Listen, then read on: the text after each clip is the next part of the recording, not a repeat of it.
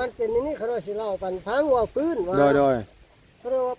บ้านผู้นี้ก็บ่มีพ่อมีแม่ไปหาอยู่หากินเลาะตามเครื่องห้วยตะหาวหาจกคอยกี้โดยขอเข้ากินโดยเขาน้อยก็มาตั้งแต่สวรรค์เขาน้อยก็บ่มีบาทพ่อแม่ตายไปแล้วไอ้น้องกับป้ากาทิมคือว่าแล้วโดยอย่านะโตเป็นคนเร่ร่อนโดยแต่ผู้ข้าก็บ่ได้ว่านี่นั่นมาเห็นเฮ้ยเฮ็ดอะไรเจ้าเฮ็ดอะไรเฮ้ยแล้วโตที่ตาเขาผู้ข้าก็พักกันไปจกหอยกี้ให้เมียเจ้าสิเอาบ่ก็คอยเว้าลิ้นตอนจีบกันใหม่ๆเนี่ยบ่ก็จีบกันใหม่โดยก็คอยก็ทุกเจ้าก็ทุกเมียก็เว้าคอยก็ทุกไปเฮ้ยว่าเฮ็ดอะไรก็ยาเจ้าก็เฒ่าแล้วคอยก็คอยอายุคอย50ปลายแล้วว่าโดยเจ้ายอมบ่เฒ่าจักตุ่มพอกลุ่มกินกลุ่มอยู่เลยก่อยแล้วพักกันไปกอไปพักกันเว้ากันข้าแก้วชินดองจนบ่มีได้เว้าแล้วอยู่ด้วยสัญญาใจเลยบ่มีนะเอากันบ่พ่ออยู่กันสัญญาใจเลยเนาะบ่ต้องแต่งต้องแปลงเลยอยู่กันฮักแพงกันหักแพงกันละยาสุดยอดแหละพี่น้องอันนี้แหละเพิ่นเว้าอยู่บัดนี้เท่านี้อยู่ตะโพได้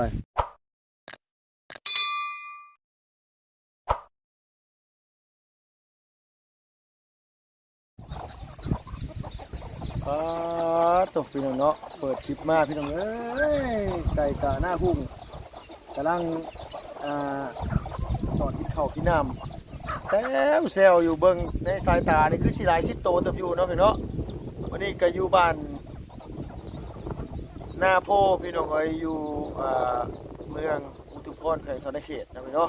บ่ได้ไปใส่เลยพี่น้องเอ้ยออกมาเบิ่งรถมื้อเช้านี่มันยังบ่แล้วก็เลยมานำกันกับเบาเสียงบ่บุญมันป่าแล้วก็ทางบ่ตูนเนาะพี่เนาะบ่ท่านพ่อของเฮาพี่น้องเอ้ยเข้ามาเยี่ยมมายามพ่อตู้นี่แหละพี่น้องเอ้ยอยู่บ้าน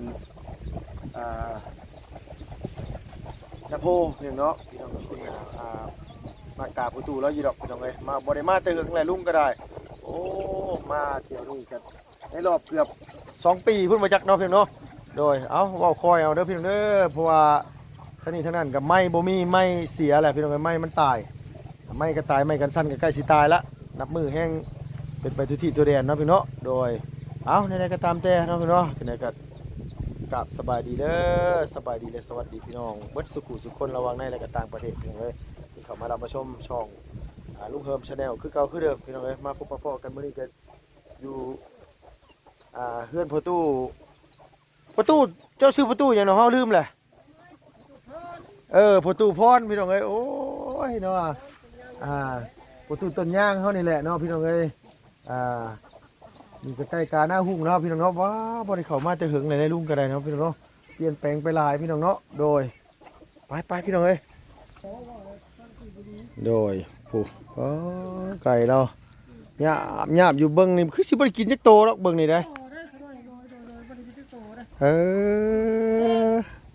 โดยสบายดีเด้อประตูเด้อไม่ตู้เด้อโดยบ่ได้เห็นแต่เฮิงในเด้อเนาะแม่ตู้เนาะโอ้ยก็ต้องจะเป็นปีแล้วจนลืมสู้โดยลืมเลยเนาะบ่ชื่อเฮาชื่อหยังคือบ่จักซ้ำน่าพี่น้องเอ้ยคนมาก็สิได้เอาจนจำบ่ได้คือกันเนาะประตูไม่ตู้เนาะเฮาก็ยังจำบ่ได้คือกันได้ว่าโอ้มัวเอาไปไปนอนพุ่งเที่ยงบ่เข้าใจเลยตาได้แล้วไปเห็นทัดทิพย์โดยบ่ค่อยเห็นเนาะซุมื้อนี่เฮ็ดหยังทางประตูกับแม่ตู้ปลูกเครื่องคือเก่าปลูกคือเก่าออกผลิตปลาล้านกับปลูกคือเก่ากินพอได้กินเนาะตอนช่วงแรงๆมื้อนึงนี่น้ำใช้พออยู่บ่แม่ตู้ขาดเคินสักหน่อยแหละครับมันหนักยากนั่นแล้วยากแน่นะฮะยากยั่วกันยากลูกเอ้ยมันฟืดเนาะมันฟืดมันจนว่าบดนั่นจะพังจะพังมันน้ำที่ฮดพักฮดหยานี่เอาน้ำห้วยบ่น้ำห้วยเขาแต่ใส่ซื้อดอกมีลูกเอ้ยน้ำห้วยมาฮดพอได้ใส่พอได้กินขมั่งกับไรมีเงินซื้อแล้วบัดกินนี้นะโดยพี่น้องเนาะเพราะว่าบ่ได้มาหาประตูพรหรือว่าประตูต้นย่างเฮานี่แต่หึงนี่ได้พี่น้องเอ้ยเพราะมัน2 ปีแล้วมาจักเฮานี่เด้เนาะมาก็ยังคือเก่าอยู่ประตูเนาะ ยังบ่เท่าปานใดเด้ประตูไว้ซักซ้ำเก่าเจ้าอยู่ได้ เดี๋ยวจะว่ายังว่าเต่าวันนี้ ยังซ้ำเก่ายังซ้ำเก่าเพราะว่าเฮ็ดเวียกเฮ็ดงานหลายเนี่ยแบบเฮ็ดตลอดมันร่างกายเฮามัน ใบนั่งเลยเฮ็ดเวียกนะลูกไอ้ตื่น เนี่ย มา เป็นผ้าปลาเป็นปิงปลานี่เพิ่นว่าตึกเด้อประตูเด้อแหมก็บ่มีบัดกันมีแหหมู่บัดเก็บ20,000ประตูบ่มีเงิน20,000ประตูก็บ่ลง ลงไปพาปลานะ โดย เขาเจ้าหลายๆบ่ ได้เด้อเพิ่นมีเงิน เออ ใส่ประตูบ่มีเงินบาทนี่ยักจ้าแล้ว บ่ได้กินน้ำเขาซ้ำ บ่ได้กินเลย ไม่ตู้ตาบ่ค่อยเห็นหุ่งบ่ดูนี่ ใบ เด้อ เห็นจักดีลูกไอ้ถึงพุ่งอยู่เดี๋ยวนี้ เออ ใบเห็นจักดี ช่องเท่าทุกคันเข้าบ้านนี่ก็คันเพิ่นหาเพิ่นเว้า มีแต่ล้าน แจ นี่ ก จู เว้ ง น ไป เป็น ทาง เข้า ไหน ให้ ก็ พา ได้ กัน แม่ จู ลู ง ก ก็ ไว้ ไปบ่มาทานนำเพิ่นน่ะจูงกันมา อืม ไอ้นักที่ลูกนั่งอยู่นี่ก็บ่แม่นเว้า จำเฮาได้บ่จำเฮาได้บ่ ใบจ เห็นแต่คน เห็นแต่ บ่เห็น คน หน้าพุ่น ำคันเบิ่งไปแล้วเป็น4คน5คนคนผู้นึงค เอน อเบิ่งไปจ้องเท่าใดบ่แฮง4คน5คนไป 4คน5 เอ คน เฮาซื้อลุงเฮิมโดยไปตู้กับประตูแล้วจำบ่ได้เลยพี่น้องไงแบบประตูไหนบ่ได้มา เดือนคนแรกนี่ก็ยังรู้จักกันเลยรู้จัก เอ คนน่ะนะเขา บ่ยาวก็บ่ได้เข้ามาแต่หึงเลยนะบ่ยาวก็เนาะ โอ้ยตั้งแต่เพิ่นปลุกเพื่อนแล้วโอ้ยมาเลยจักเพิ่นไปใส่เบาหญ้าบ่ มาเยี่ยมมายามบ่ได้มาแต่หึงเลยเด้อพี่น้องไอ้ลุงก็มาหาติดตามเมืองเขตเก่านี่แหละพี่น้องเนาะมื้อนี้ก็ได้มาอะไรก็คือนี่แหละอาชีพเป็นอยู่ของประตูแล้วก็ถือว่ามีไก่มีกาเลี้ยงขึ้นเนาะพี่ตู้เนาะ โอ้ยเลี้ยงอันนี้เลย จัก10คิดเบิ่งในตาเปล่านี่เฮาว่าน่าจะฮอดอยู่ประมาณ5 ใกล้นี่ โดย 40ปลาย เกือบพุ่นน่ะเกือบ50พุ่น40ปลาย โต ซ้ำนี่ตัวหนึงนี่บ่ได้ถึกเลยพี่น้องเอ้ยซ้ำนี่ตัวหนึงโมเมนต์โอ้ตัวหนึงแสนพุ่นได้ซ้ำนี่น่ะบ่ขายบ่ประตูกินก็ได้กินน้ำเขาจักเทื่ออยู่บ่ บ่กินไก่ก็บ่กินก็ได้หาคุดกับปูแก้วกินละยาแพง ยังแพงแต่ใกล้สิลูกแล้ว เอามาแต่ตะกี้เด้อบ่ โด ชุด ย ที่มันตายตอนนั้นน่ะบ่นี่น่ะ โดย นั่นแหละเพิ่นเอามาให้จักตัวบัน5ตัว 5ตัวน่ะมันตอนมันตายตอนนั้นน่ะมีจักตัวเด้เอามา เอามาแล้วก็มันก็ ก็ ใส่ ได้ วัน คือ นี้ นี่ได้เขาเว้าแล้วคิดว่าไก่อันนี้บาทเขาได้เราสุกเสริญเมื่อหน้าเมื่อในทางดีเลยหมูสิมาหลินมาหัวมายังก็ใช้ตัวนี้หมูกิน ว่าบ่ง่ายมามื้อหน้าหาหกไป มื้อหน้า เว้า เขาได้ บ่ง่ายเรื่องคมเจ็บเป็นอุ่น จะเป็นโดย ผมหาตายไปว่าความคิดเห็น โดย ก็ได้ใช้ไปพี่กับบ่มีน้องกับบ่มีพี่น้องมีบ่อึดพี่น้องหมู่บัดบ่มา แม่นว่าไงว่าเขาเฮาบ่มีบัดหมู่บ่อยากมาเก็บเอาเมียนให้ โอ้ยว่าหน่อยเข้าใจหลาย โดยเข้าใจอยู่ดอกเฮาก็ได้พอได้อาศัยตัวนี้เนาะหมู่มาก็พอได้แบบว่าอย่างนี้หน่อยกับเฮ็ดให้มันแล้วมันทั่วซะว่าซั่นเนาะหนึ่งมาสองมาเหรอใส่ลูกใส่หลานใส่ลูกใส่เต้านี่แหละ โดย เต้าสิเป็นไป คือแบบว่าทาง ยามนี้ยังกับ ทางอันว่าผู้ตู้นี่ก็พี่น้องไอ้ทางทีมงานของสายบุญเฮานี่รู้จักกันเรากับเรามาหักแพงกันมาตั้งแต่ลุงเฮ็ดเบี้ยช่วยเหลือใหม่ๆผู้ตู้ต้นยางนี่จนว่าได้มีเพื่อนมีซานอยู่ฝนตกฟ้าห้องก็บ่ได้เปียกแล้วว่า โอ้ยจะทุเลยยายสาธุ โดยลูกชายไปอยู่ไสใส่ซุมื้อนี่ ไปรับจ้าง ไปหารับจ้าง จ้างพอได้นั่นมันแหละ ไปนั่นเดี๋ยวหมุนมื้อเช้านี่บอกพ่อว่าสิไปปลูกมันน้ำเขา ไปรับจ้างปลูกมันพอได้บัดเติมเงินเนาะ บ่ได้ไปตึงเงินเขา พอได้บัดเติมเงินเขาพี่น้องเอ้ยอันลูกชายนี่มีผู้เดียวนี่บ่พ่ออันเจ้านี่กับอีแม่แล้วนี่ คัดสิว่าข้อขอดก็มีหลายอยู่เว้าแล้วก็ เออ ว่าลูกชายสวย2ลูกสาวลูกเคยมีเพิ่น โดยเจ้าเข้าใจอยู่บ่แม่นนึกว่าแบบว่านึกว่าประตูกับประตูนี่นึกว่ามีผู้เดียวนี่นะบ่แม่นเอาก็มีหลายอยู่ อันนี้ได้คันแตกไฟแตกมันแม่บ่มีให้วันนี้ลูก เมียมันตกทุกข์ได้ยากบาดบ่จักได้เฮ็ด ปุ้มมาบ่ได้พ่อเอ้ยแม่เอ้ยเฮ็ดจังได๋ โดย นี่แหละกันให้หน้าพาเขากับบ่มีลูกกันบ่แตกไฟแตกมัน แม่นเข้าใจ แตกหากิน ก็ง่ายก็เขาก็เอาชีวิตรอดไผมัน โดย สร้างครอบครัวเฮ็ดครอบครัวไผมันเนาะ โดย หลักๆนี่คือตอนนี้ปลูกหยังตอนนี้นะ ปลูกหมักแตงคือเขาหมักแตงหมักทั่ว ทั่วหมักแตง ข้านี่มัน ยังบ่ ตายข้านี่มันตายข้านี่มันตายแล้วบ่จักเลยเฮ็ด มันสาเหตุมันฮ้อนบ่บ่หรือว่ามันเป็นหยัง นั่นมันฮ้อน แดดมันฮ้อนโพดเนาะ เอาสมมุติเฮาฮดนี่เวทเดียวกันฮดเฮาถอกน้ำใส่ไผ โดย ก็ต่ คอนกลุ่ม วาดไปเลยคือเฮาไปถอกน้ำใส่ไผหมดนี่นะ โดย เออ หนึ่ง ค่อยๆเบิ่งในกล้วยนี่ครับจักแต่กล้วยขึ้นมาเลยตายละตายลงมา เนี่ จาย ก กล้วยน่ะบ่ ตายวัน เอ นี้ อ มันเป็นอย่างนี้ล่ะ ได้ละสิแล้วเครื่องยามแรงไปกินแล้วสิแล้วมันมีน้ำหมอกตกใส่นะ โดยน้ำหมอกมันบ่มีกับอีกอย่างกับเวลาฮดน่ะคือแบบว่าเพิ่นให้ฮดในช่วงประมาณสัก7-8 โมงขึ้นไป7-8 โมงแรงอะนะครับบ่มีเวลาเนาะเนี่ยมันค่ำมันมืดแหละ โดย ดินบอกไงว่าดินมันเศร้าห้อนเลยนะพี่น้องว่ามันแดดเผาวัดมือแล้วเขาไปทอกดินทรายแล้วมันเฮ็ดให้ มันสลอ แมนมันแบบมันเฮ็ดให้หากมันน่ะไหม้มันตายบ่นี่ โดย อืมโดยมักบวบบางอย่างก็บ่ได้ปลูกว่าพ่อตุ มีอยู่ขนาด มีบ่ มันทันเป็นหมาก อ๋อยังบ่ทันได้เป็นหมาก หมากบวบปีหมากบวบห โอ้ อม มักบวบหอมนี่เนาะ เออ ก็นึกว่าเป็นหมากเลยว่าเป็นหมากสิอุดหนุนน้ำว่ามีหยังเนี่ยที่เป็นพ่อขายได้เดี๋ยวนี้ บ่มีหมดแล้วขนาด เออ นี่แต่ผักหอมรวม เอ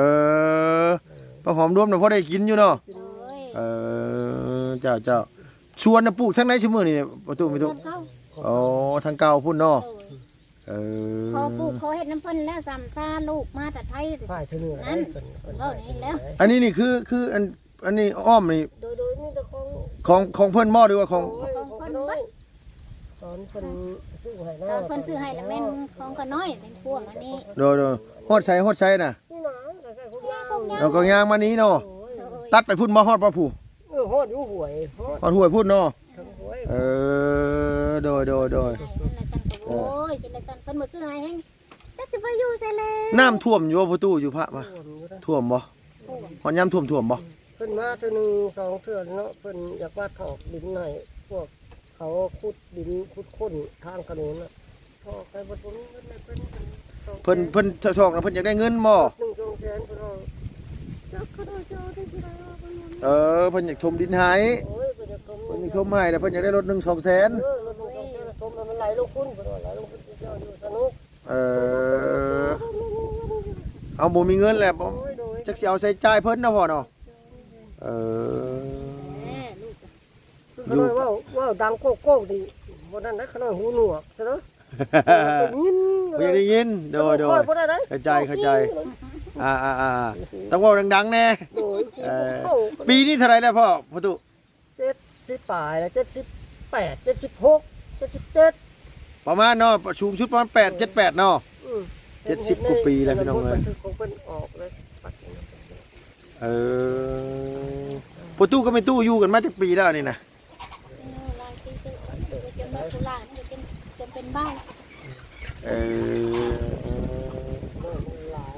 ลายบ่ไปขน้อยบ่แม่นหยังต้องไปนำความทุกข์ความยาก โดย ไปย้อนบ่มี โอ้ยความว่ามันนี่แล้วมานี่ทุกเก่า โดยแต่ว่ามานี่ก็คือยังดีเพราะว่าทั้งทีมงานซอยเรือนี่แหละเนาะพ่อเนาะ ทีมงานเป็นช่วยเหลือแต่ก็สาธุคุณ โดยก็ดีขึ้นเนาะ โดย ว่าไงมองอยู่มองเศร้ามองอยู่มองชนก็ถือว่าโอเคขึ้นตะกี้น่ะเจ้ากับประตูนี่มาอยู่ดินกับเจ้าเลยบ่ตะกี้น่ะ โดย บ่ได้เป็นดินของเจ้า มันเป็นนี่เขาสิเล่าปันพังว่าปืนว่า โดย เขาเรียกว่า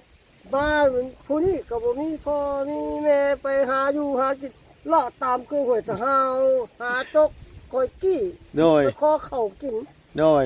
เขาน้อยก็มาตั้งแต่สวรรค์เขาน้อยก็บ่มีบาทพ่อแม่ตายไปแล้วไอ้น้องกับป้ากาทิมคือว่าแล้ว โดย อย่าแล้วโตเป็นคนเร่ร่อน โดย แต่ผู้ขาก็บ่ได้ว่านี่นั่นน่ะ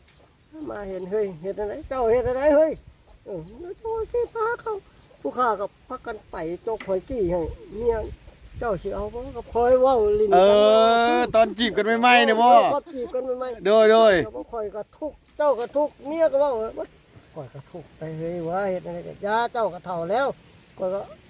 คอยอายุคอย50ปลายแล้วว่า โดย เจ้ายอมบ่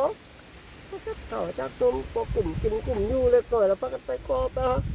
พากันเว้ากันข้าแก้วชินดองจนบ่มีได้เว้าแล้ว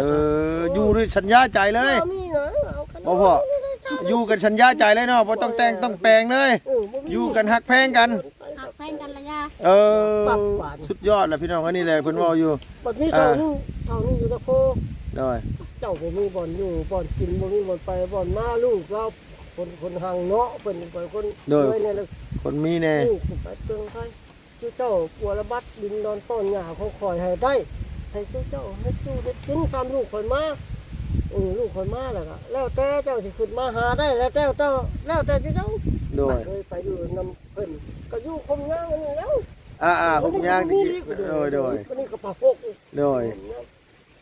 แต่ปีหนึ่งสองปีง่ายอยู่ไม่ง่ายพักลงมากับรุ่นนี่เลย โดย ป่งกันโอ้ตัวตายเลยว่ากับเมียขุบเมียปรับโอ้เฮ้ยน้องเอ้ยข่อยกับเจ้าถูกฆ่าตายกำนันโดนการนี่ข่อยกับเจ้าตายวะ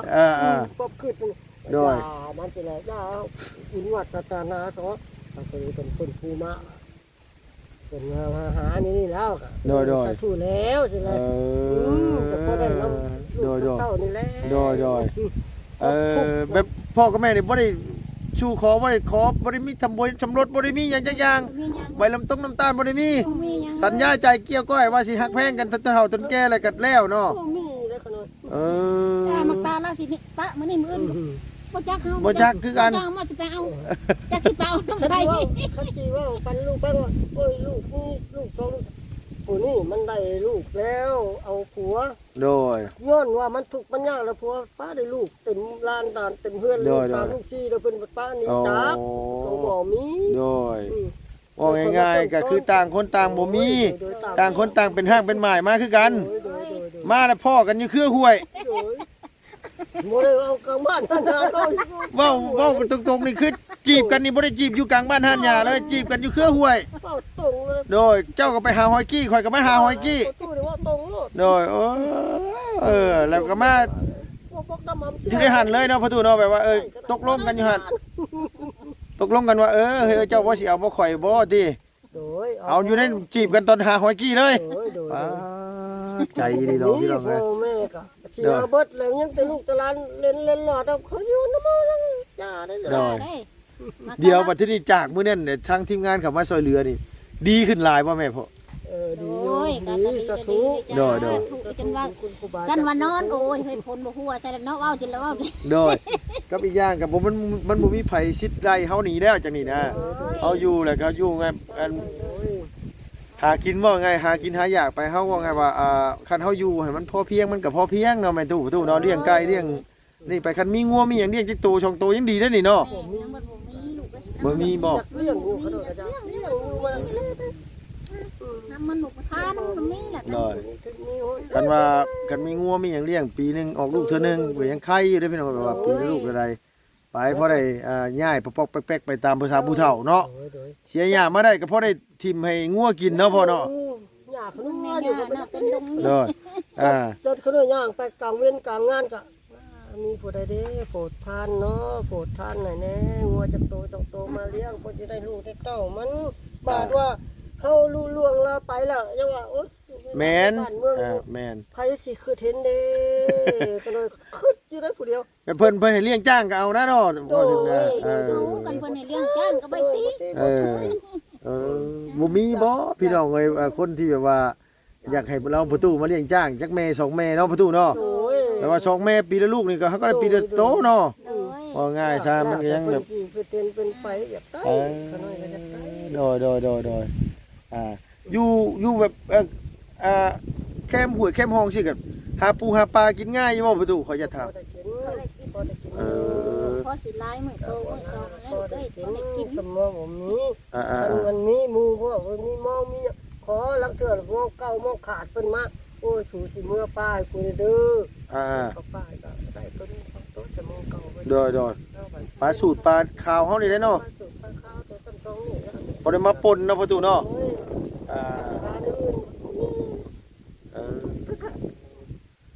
เป็ดก็บ่ได้มีบ่ประตูมีแต่ไก่ไก่นี่มันแพร่มาจากทีมงานเฉพาะน่ะบ่นี่น่ะ โดยไก่นั่นบ่รู้ไปทั่วมันอยู่ที่เมืองตัวลูกนั่นลูกได้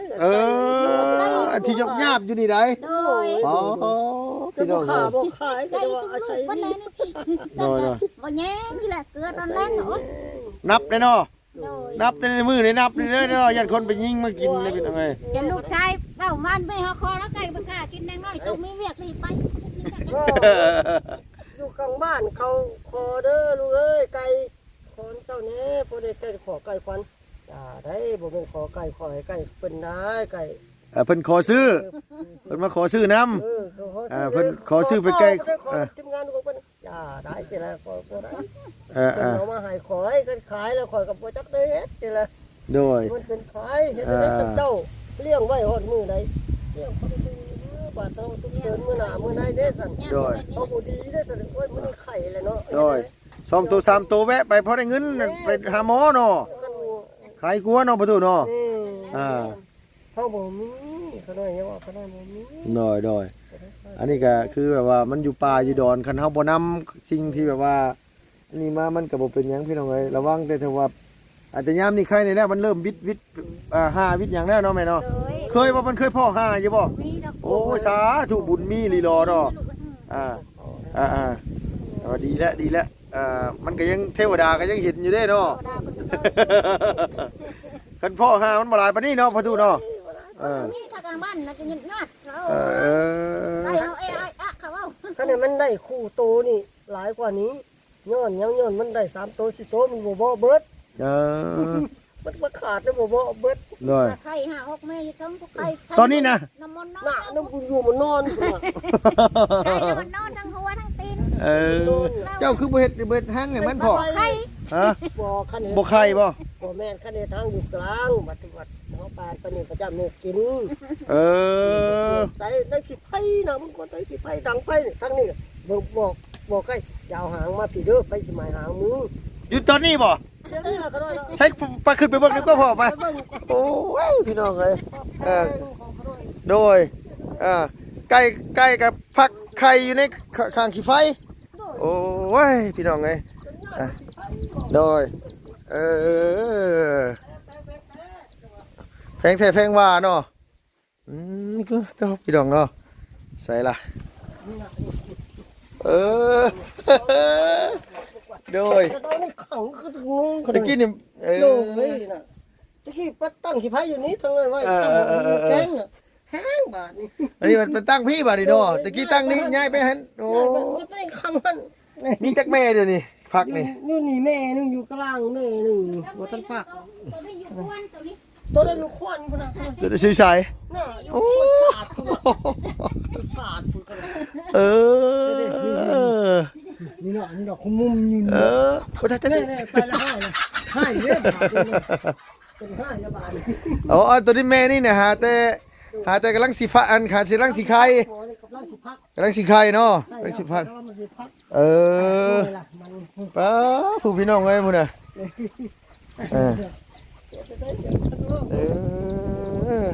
แพ้ดีเลยพี่น้องเอ้ยแพ้ดียอมรับไปดีเนาะโดย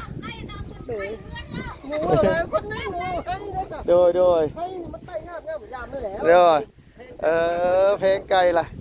ย้อนว่าจะให้มันอันว่าอันนี้เนาะประตูเนาะโดยเอามื้อนี้ก็เฮามาก็บ่ได้มีหยังนะประตูไม่ตู้เด้อมาเยี่ยมมายามซื่อๆนี่เฮาก็จักอันนี้ใส่ละพี่น้องให้ลุงก็ได้ดังคือประตูได้ว่าเสียงดังบัดประตูหูดีก็จะว่าได้หน่อยนึงเอา50,000เด้อเฮาก็มีแต่นี่แหละพอได้ซื้อไปได้เป็กนัวกินเด้อประตูเด้อเอาไม่ตู้เด้อโดยมันปั่นยืนความเจ็บจะได้ความไข่จ้ามีโดยแข็งเล่าด้วย แค่ทำไงน้ำไปเจ้าโดยเจ้าอาบน้ำควรใส่เลยรับไม่ค่อยเลยป้าใส่เลยโดยมากเอ็นหน้าเอ็นตากะตะคองนี่มาตะคองโอ้ยสมลูกก็ใส่หม้อเขาสมุนมากโดย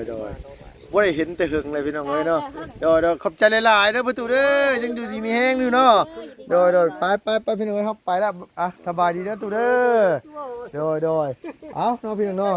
ป้าเถอะจนว่าอันนี้พี่น้องเลยอันว่าลุงกะไก่กาหน้าหุ้งรถบินแตกแซวอยู่หลายดีหรอพี่น้องเนาะ60 โตมาอยู่ทีมงานมาให้ตอนจักโต4-5 โตเลยเนาะพี่เนาะเอ้า